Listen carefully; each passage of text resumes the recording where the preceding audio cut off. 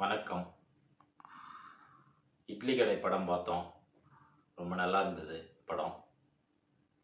பழைய காலத்தில் இட்லி கையால் மாவாட்டி அந்த இட்லி சுடுற பக்குவமாக எடுத்திருந்தாங்க. ரொம்ப சூப்பராக இருந்தது படம்.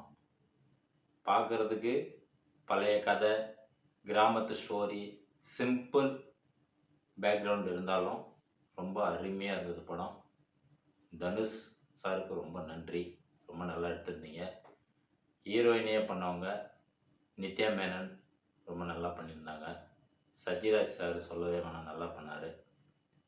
பார்த்திபன் சார் நல்லா நடிச்சிருந்தார். அருண் விஜய் நல்லா நடிச்சிருந்தார். எல்லாருடைய கதாபாத்திரமும் ரொம்ப அருமையாக பண்ணியிருந்தாங்க.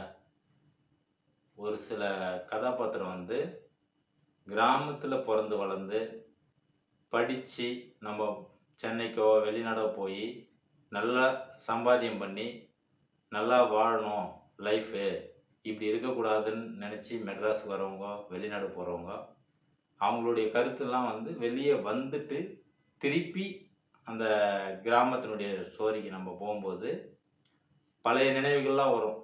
நம்ம அம்மா அப்பா வளர்த்தது, தாத்தா பாட்டி இருந்தது, பேரண்ட்டை குடும்பத்தையும் பிரிஞ்சு வெளியே போய் பணம் சம்பாதிக்கிறதுக்காக பிரிஞ்சு இருக்கிறவங்க, அவங்களுடைய ஃபீலிங்ஸு, அது எல்லாமே அந்த படத்தில் இருக்குது.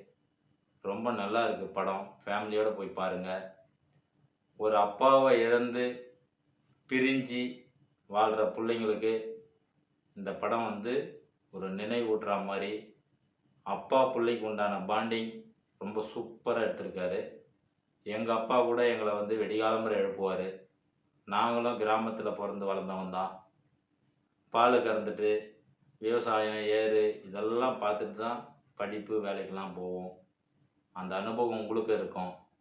ஃபேமிலியோடு போய் படம் பாருங்கள். படம் ரொம்ப நல்லா இருக்குது. பேக்ரவுண்ட் மியூசிக் ரொம்ப சொல்லவே வேணாம், சூப்பராக இருக்குது. பாட்டு தேவைக்கு பாட்டு நல்லா இருக்குது.